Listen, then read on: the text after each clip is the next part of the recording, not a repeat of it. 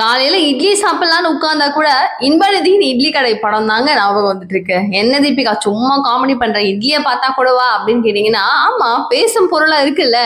படம் அவ்வளவு சூப்பரா இருக்கு, பெரும் அளவுக்கு வெற்றி பெற்றிருக்கு, அதனால சொல்றியா? அவ்வளவு அளவுக்கு ஃபேமஸ் ஆயிடுச்சா என்னன்னு கேட்டீங்கன்னா அதுவும் கிடையாது. படம் எப்படி போயிட்டு இருக்குன்னு உங்களுக்கும் நல்லா தெரியும். ஸோ பட் ப்ரொமோஷன்ஸ் அப்படிங்கிற ஒண்ணு இருக்குல்ல, அந்த வந்து யார் யார் எப்படியெல்லாம் ப்ரொமோட் பண்றாங்க அப்படிங்கிறது தான் இன்னைக்கு தரமான வீடியோவா நம்ம பேச போறோம். அதுவும் சீமான் அண்ணனா அவரு சீமான் அவர்களா அப்படின்னு எல்லாருமே ஷாக் ஆறாங்க. உதயநிதி ஸ்டாலின் அவர்கள் ரெட் ஜாயிண்ட் அப்படிங்கிற இந்த ஒரு ப்ரொடக்ஷன் ஹவுஸ் அண்ட் இவர் தான் வச்சிருந்தாரு. மொத்தமும் எல்லாருக்குமே நல்லா தெரியும் இல்லையா? இதுக்கு அப்புறம் என்ன ஆகுது, இது அப்படியே வந்து இன்பநிதிக்கு அப்படியே கைமாற்றம் பண்ணப்படுது. நீங்க வச்சுக்கோங்க, நீ வச்சுக்கோப்பா, நீ தான் இனிமே பார்க்க போற அப்படின்னு. படமும் ரிலீஸ் ஆயிட்டு இதுக்கு ப்ரொமோஷன் வந்து சீமான் பண்றாரு. முழுசா பாத்துருவோமா, பேசுவோமா? அனைவருக்கும் வணக்கம். நீங்க பாத்துட்டு இருக்கிறது கல்கரி நியூஸ் அண்ட் நான் தீபிகா. கொஞ்சம் கொஞ்சமா நாம் தமிழர் கட்சி திமுகவை நோக்கி பயணம் பண்ணுது, கூட்டணியில இணையறதுக்கு வாய்ப்புகள் அதிகமா இருக்கு அப்படின்னு நினைக்கிறவங்க இந்த வீடியோக்கு ஒரு லைக் பண்ணுங்க. நாம் தமிழர் கட்சியும் திமுகவும் ஒன்னா சேர்ந்துச்சுன்னா வின் பண்ணுமா 2026 தேர்தலை அப்படிங்கறத கமெண்ட் பாக்ஸ்ல சொல்லுங்க. படம் ரிலீஸ் ஆனதுல இருந்து அவ்வளவு அளவுக்கு ஃபேமஸா பேசப்பட்டுச்சா அப்படின்னு கேட்டீங்கன்னா இல்ல. அந்த அளவுக்கு வந்து படம் ரிலீஸ் ஆயிருக்கு, அதுக்கான ஈவெண்ட்ஸ் முன்னாடியே ரிலீஸ் பண்றதுக்கு அதுக்கு ப்ரீ ரிலீஸ் ஈவெண்ட்ல நிறைய நடத்துவாங்கல்ல, எல்லாமே சிறப்பா தான் போச்சு. ஆனா இப்போ இட்லி கடை படம் இப்படி இருக்கு அப்படி இருக்கு அப்படின்னு சொல்லிட்டு ஒரு சூப்பரா பாசிட்டிவான ரிவ்யூஸோ இல்ல நெகட்டிவான ஒரு இம்பாக்ட கொடுக்குது அப்படின்னா கதையே வேறங்க. பட் இங்க முழுக்க முழுக்க பாலிடிக்ஸ் உள்ள என்ட்ரா இருக்கு அப்படின்னா நம்புவீங்களா? உண்மையா அது மட்டும் தான் நடந்துட்டு இருக்கு. இன்பநிதியின் இட்லி கடை அப்படிங்கிறது தரமான பேரா இருக்கு. சோ இப்படியே வச்சிருந்திருக்கலாம் போல இருக்கு பேரையே அப்படின்னு சொல்லும் அளவுக்கு இருக்கு. சரி, விஷயத்துக்கு வர, இப்போ இந்த படத்தினுடைய தயாரிப்பாளர் அப்படின்னு பாத்தீங்கன்னா டான் பிக்சர்ஸ் ஆகாஷ் பாஸ்கரன் அவர்கள் தான் அதுல இருக்காரு. ஓகேவா? சோ இந்த ஆகாஷ்ங்கிற பேரை எங்கேயோ கேட்டிருக்கோமே, யாரா இருக்கும் அப்படின்னு நீங்க யோசிக்கலாம். நானே சொல்லிடுறேன், அந்த அளவுக்கு எல்லாம் டைம் உங்களுக்கு வேண்டாம். ஆகாஷ் அப்படிங்கிற அந்த நபர் ஈடி ரைடு வந்துச்சு, ஞாபகம் இருக்கா? டாஸ்மாக் ஊழல்ல இவங்க எல்லாம் இருப்பாங்க அவங்க எல்லாம் இருப்பாங்க அப்படின்னு சொல்லி ஒரு பெரும் சிக்கல் ஒண்ணு வந்துச்சு, ஒரு பெரும் சம்பவம் ஒண்ணு நடந்துச்சு. அடுத்த கட்டமா இந்த ஊழல் குற்றச்சாட்டுல ஈடி ரைடு ஒண்ணு நடந்ததுல, இதுல ஆகாஷ் அப்படிங்கிற இந்த நபர் மேலாம் எங்களுக்கு வந்து சந்தேகம் இருக்கு அப்படின்னு சொல்லி அவங்கள வந்து அவங்க வீடெல்லாம் வந்து சீல் வச்சு அவங்க வீடு ஃபுல்லா செக் பண்ணி இந்த மாதிரி நிறைய நடந்தது. இவர் யார் அப்படின்னா ஆப்வியஸ்லி திமுகவினுடைய லைக் யாரோ ஒருத்தவர் அப்படிங்கிற மாதிரி தான் சொல்லிட்டு இருந்தாங்க. சரி, அவர் அப்படியா அப்படின்னு பாத்துக்கிட்டே இருந்த சமயத்துல இன்றைய தேதிக்கு அவருடைய படம் ஒண்ணு வருது. சரி, ஓகே, அவரு வந்து தயாரிப்பாளர்னு வச்சுக்கோமே. நெக்ஸ்ட் வெளியீட்டு நிறுவனம் என்ன, யாரு?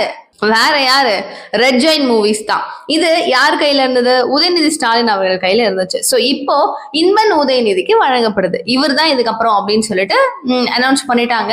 சோ இட்லி கடைக்கு என்ன பெரிய விஷயம், ரெட் ஜாயின் மூவிஸ் எவ்வளவோ படம் எல்லாம் ரிலீஸ் பண்ணிருக்காங்க, இது என்ன புதுசா அப்படின்னு கேட்டீங்கன்னா புதுசுதான். யாருக்கு? இன்பன் உதயநிதிக்கு புதுசுதான். அவருடைய பேருக்கு மாற்றப்பட்டதுக்கு அப்புறமா அவர் ரிலீஸ் பண்ற முதல் படம் அப்படிங்கிறது அப்படியே வணங்கணும்ல. சோ இன்பன் உதயநிதி அவர்களுடைய இட்லி கடை அப்படிங்கிற அந்த படத்தை ப்ரொமோஷன் பண்ண யார் வரா? சீமான் வரார். நம்புவீங்களா? உண்மையாங்க. இப்போ இன்னைக்கு வந்து இது வந்து ஒரு பெரிய ஷாக்கிங் ஸ்டேட்மெண்டா இருக்கான்னு கேட்டீங்கன்னா கிடையாது. இது வந்து அப்படியே ஒரு 3வது 4வது ஸ்டேஜ்ல வந்திருக்குன்னு வச்சுக்கோங்க. என்னையில இருந்து இது மாற்றம், சீமான் அவர்களுடைய அரசியல் பயணம் அப்படிங்கிறது கொஞ்சம் திசை மாறுதே, லைட்டா சாயுதே, இப்படி இருக்காதே அப்படின்னு எல்லாருமே யோசிச்சாங்க. கரெக்டா? சோ நம்ம எப்ப வந்துட்டு இவரு சிஎம் அவர்களுக்கு உடல்நிலை சரியில்லை, நான் போய் அவரை பார்த்துட்டு வரேன் அப்படின்னு சொல்லிட்டு போயிட்டு அவங்களுடைய அண்ணன் மறைவுக்கு அப்புறமா நான் போயிட்டு இரங்கல்லாம் சொல்லிட்டு வரேன்னு அவங்கள சந்திச்சுட்டு வந்தாரு இல்லையா? இதுல இருந்துதான் இந்த மாற்றம் அப்படிங்கிறது ஆரம்பிச்சிருக்கு. சோ அன்றைய நாளே திமுக கூட இவரு சீமான் அவர்கள் வந்து கூட்டணி வைக்க போறாங்களா அப்படிங்கிற ஒரு கேள்வி வரும்போது, இன்ஃபேக்ட் நம்மளுடைய வீடியோஸ்ல நானும் பேசியிருப்பேன், நார்மலான விஷயமா இருக்கும். அவர் வந்து ஏன்னா நான் தனிச்சுதான் நிப்பேன், அவன் கூட நான் கூட்டணி வைக்க மாட்டேன் அப்படின்னு நார்மலா கிழிச்சு விடுற நபரா தான் சீமான் நம்ம இது வரைக்குமே பார்த்திருக்கோம். சோ சீமான்லாம் வந்து கண்டிப்பா கூட்டணி எல்லாம் திமுக கூட வைக்க வாய்ப்பே கிடையாது. யாரு கூடப்பா கம்பேர் பண்றீங்க, சான்ஸே கிடையாதுன்னு அடிச்சு சொன்ன கூட்டம் எல்லாம் வாயை பொழந்து பாக்குறாங்கன்னா பாத்துக்கோங்களேன். சோ இப்ப கரூர் இஷ்யூ ஒண்ணு எவ்வளவு அளவுக்கு வெடிச்சிட்டு இருந்தது, எவ்வளவு பெரிய இஷ்யூ இருந்தது. விஜய் அவர்கள கண்ணா பின்னான்னு போட்டு விளாசிட்டு இருந்தாரு. அண்ட் இதுக்கு லாஸ்டா அந்த மாநாட்டுல இருந்தே விஜய் அவர்கள் மேல விமர்சனங்கள் அப்படிங்கிறது குவிஞ்ச வண்ணம் இருந்துகிட்டே தான் இருந்துச்சு. அவ்வளவு அளவுக்கு சீமான் அவர்கள் அவரை வச்சு வெளுத்து வாங்கிட்டு இருந்தாரு. ஆனாலும் இந்த கரூர் ஸ்டாம்பேட்ல அவருடைய மனநிலை எப்படி இருக்கும் அப்படின்னு தெரியலன்னு எடப்பாடியார் சொன்னார்ல, அதே மாதிரி இது ஒரு பெரிய இடியா இருக்கும். இப்ப வந்து தம்பி விஜய் வந்து இதை வந்து கொஞ்சம் மீண்டு வரணும் அப்படிங்கிற வார்த்தைகளை சொன்னார்ல, அதுதான் உண்மையான சீமான் அவர்களுடைய குணமா இருந்தது. ஆனா அப்படியே நாள் ஒரு 2-3 நாள் அப்படியே ஆக ஆக என்ன ஆகுது, உன்னை யார் அங்க போக சொன்னது, உனக்கெல்லாம் என்ன தெரியும், உன்னாலதான் அங்க நடந்துச்சுன்ற அளவுக்கு வந்து பேச ஆரம்பிச்சுட்டார். தப்பு கிடையாது, அவரு வந்து ஒரு அரசியல் தலைவரா இருக்கிறாரு அப்படிங்கும்போது மற்ற கட்சிகளை விமர்சனம் செய்யணும் அப்படிங்கிற ஒரு பாணி அவர்கிட்ட இருக்கணும். அதுதான் பொதுவா எல்லா கட்சிகளும் செய்யறது. ஓகே, ஆப்வியஸா ஓகே தான் வச்சுக்கோங்க. ஆனா நீங்க திட்டக்கூடிய கட்சி ஒண்ணு மட்டும் தானே இருக்கு. இப்ப தமிழக வெற்றி கழகமோ நாம் தமிழர் கட்சியும் தான் எதிர்கட்சிகளா, ஆளும் கட்சிகளா? கிடையாதே. இப்ப நீங்க போட்டி போடுறதும் சண்டை போடுறதும் யாருக்கிட்ட இருக்கணும் அப்படிங்கறத மறந்தே நாம் தமிழர் கட்சி இவரை நோக்கி போகுதோ, அம்புகளா வீசுறாரோ அப்படிங்கிற கேள்வியும் எழ ஆரம்பிச்சுது. சரி, அப்பயும் சரி ஓகே விட்டுலாம் விட்டுலாம் அப்படின்னு நடந்தது. ஆனா சரி, விஜய் திட்டுறீங்கல்ல, அதே அளவுக்கு ஏன் வந்து திமுகவை விமர்சனம் நீங்க பண்ணல? நீங்க பாத்தீங்களா, சீமான் அவர்கள் வந்து ஒரு வீடியோஸ் ஒன்று, அதாவது லைக் பிரஸ் மீட்ல வந்து பேசும்போது செந்தில் பாலாஜி எப்படி முன்னாடியே அந்த இடத்துக்கு வந்தாரு அப்படிங்கிற கேள்வியை கேட்கும்போது, அவர் ஏன் வந்தாரு, எப்படி வந்தாரு, இவ்வளவு சீக்கிரம்ன்றதை கேக்குறீங்க. இன்கேஸ் வரலாம் என்ன பண்ணிருப்பீங்க? இதே மாதிரி தானே வந்து கேட்பீங்க, அவர் ஏன் வரல, அவர் இந்த கரூர்ல இருந்துட்டு வந்திருக்கணும்ல, இவ்வளவு லேட்டா வந்தாலும் நீங்க அதுக்கும் விமர்சனம் பண்ணிருப்பீங்கல்ல அப்படின்னு சொல்லிட்டு இதே விஷயத்த சீமான் அவர்கள் சொல்றாரு. அப்ப இதை கேட்கும் போது இந்த வார்த்தையை அவர் சொன்னதுக்கு அப்புறம் அதே விஷயத்த டப்புனு தமிழக வெற்றி கழகத்தை சார்ந்த நபர்களும் திமுகவுக்கு ஆதரவே கிடையாது நானு அப்படின்னு போஸ்ட் பண்ணுவாங்கல்ல, அந்த நபர்கள் சொல்லக்கூடிய விஷயம் என்னன்னா, விஜய் அவர்கள் ஒரு வீடியோ வெளியிடுறாரு, அந்த வீடியோவை நீங்க பாக்குறீங்க, முகத்துல வந்து சோகமே தெரியல, இது என்ன வீடியோ, இது என்ன இப்படி பேசிருக்கணும், இந்த பாணியில பேசிருக்கணும் அப்படின்றீங்க. அஸ்ட்ராலஜி வந்து முகத்தை பார்த்தே அவருக்கு சோகமே இல்லை அப்படின்னு சொல்றீங்க. அவ்வளவு விமர்சனம் பண்ணீங்க. அப்ப அழுதுட்டு பேசியிருந்தா அதுக்கு என்ன விமர்சனம் பண்ணிருப்பீங்க? அழுதுட்டு எப்படி நடிக்கிறான் பாருன்னு சொல்லியிருப்பீங்க. இந்த மாதிரி ஆப்வியஸா இப்படி மாத்தி தான் பேசுவீங்க. அந்த மாதிரி அவங்க கிட்டயும் அதே ஸ்ட்ராட்டஜிஸை யூஸ் பண்றீங்க. சோ சிஎம் சார்னா அந்த முரண் எப்படி வேணா இருக்கலாம், முரண்பாடுகள் இருக்கலாம், நாற்காலிக்கு மரியாதை கொடுக்கணும்ல அப்படின்னு சொல்லிட்டு சீமான் வந்து கொஞ்சம் கொஞ்சமா ஜம்ப் அடிச்சுக்கிட்டே இருந்தாருங்க. நம்மளுக்கு அப்பயே எல்லாம் அப்படியே டவுட் வர ஆரம்பிச்சிருச்சு. ஐயோ என்ன ஆச்சு, இப்படி கிடையாது, இவரு திட்டுறதுல யாரை திட்டணும் அப்படிங்கிறது கரெக்டா பண்ணுவாப்லையே, என்ன ஆச்சு இவருக்கு அப்படின்னு சொல்லி யோசிச்சுட்டு இருக்கும் போது இந்த படம் வந்து ரிலீஸ் ஆகுது. இதுக்கு முன்னாடி நான் இன்னொரு ஸ்டேட்மெண்ட்டையும் சொல்லிடுறேன், அதை மறந்துட போறேன். குஷி படத்தினுடைய ரீரிலீஸ் வந்து நடக்குது. இங்க தியேட்டர் முன்னாடி நிறைய நபர்கள், இளைஞர்கள் கூடுறாங்க.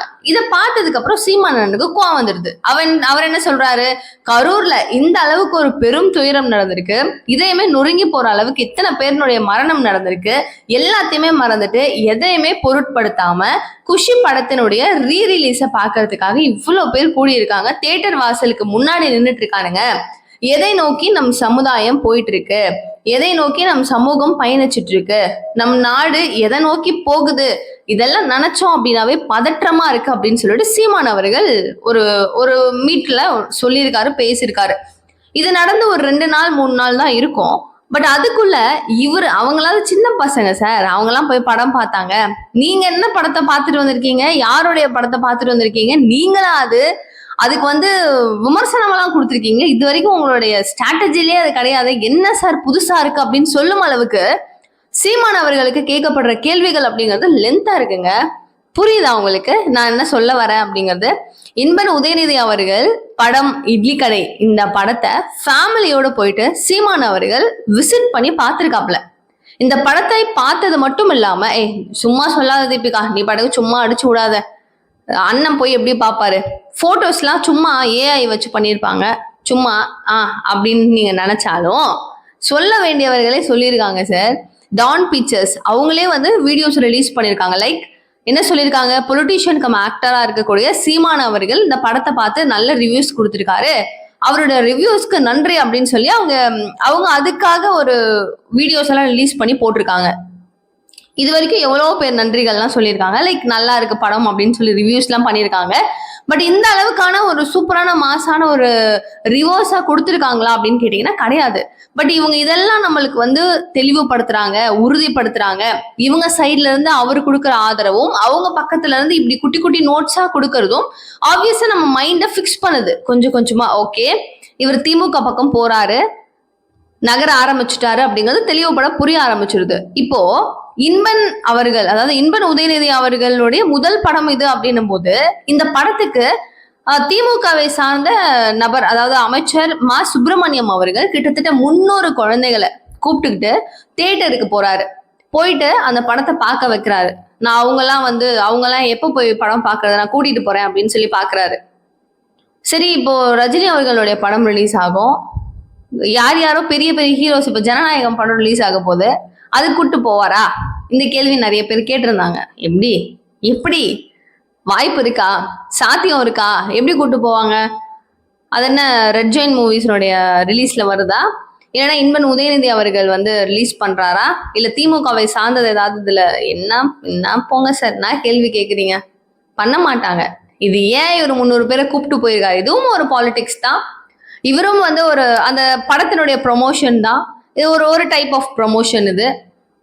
அது கூடவா புரியல அப்படின்னு நிறைய பேர் கேட்கும் அளவுக்கு இருக்குன்னா பாத்துக்கோங்களேன். சோ இவரு, அதாவது அமைச்சர் கூட்டிட்டு போயிட்டு பாக்குறாரு அப்படின்னா ஆப்வியஸா ஒரு திமுகவை சார்ந்த ஒரு நபர், அவங்களுடைய குடும்பத்துல இந்த மாதிரி ஒரு படம் ரிலீஸ் பண்றாங்கன்னா நம்மளால முடிஞ்ச அளவுக்கு ப்ரொமோஷன்ஸ் கொடுக்கலாமே அவர் நினைச்சிருக்கலாம். அவரோடது ஓகே.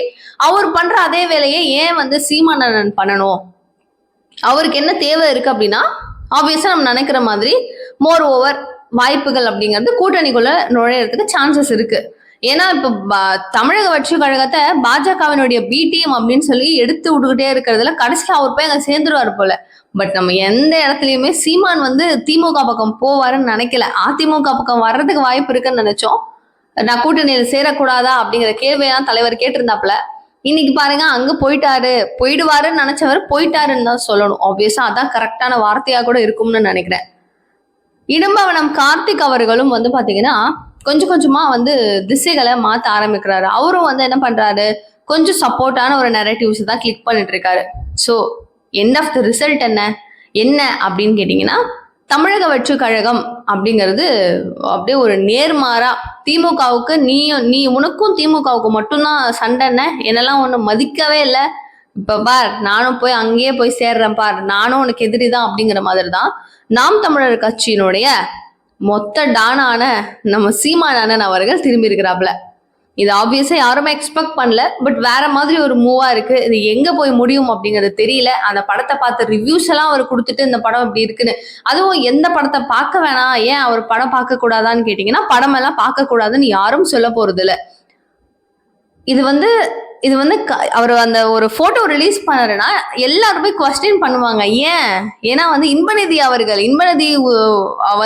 ஃபர்ஸ்ட் இந்த படத்தை ரிலீஸ் பண்றாரு அப்படிங்கும் போது, இந்த ஈவெண்ட் அப்படிங்கிறது இவர் ஆப்வியஸா திமுக இல்லையா, இவங்களுடைய முதல் ப்ராஜெக்ட் அப்படிங்கும் போது நீங்க அது கூட கை கோர்த்து நல்லா இருக்கு அப்படின்னு சொல்றீங்கன்னா, இது ஒரு 2-3 நாள் முன்னாடியே அவர் பார்த்த படமா, அந்த தியேட்டர்லாம் காலியா இருக்கு, இவங்க மட்டும் தான் இருக்காங்க, அப்ப இவங்களுக்காக போட்டு காட்டப்பட்டிருக்கா, இல்ல இவர் போயிட்டு பார்த்திருக்காரா, அப்ப இவங்க கூட எல்லாம் இணக்கமா இருந்தா தானே இதெல்லாம் நடக்கும் அப்படிங்கிற கேள்விகளும் இருக்குங்க.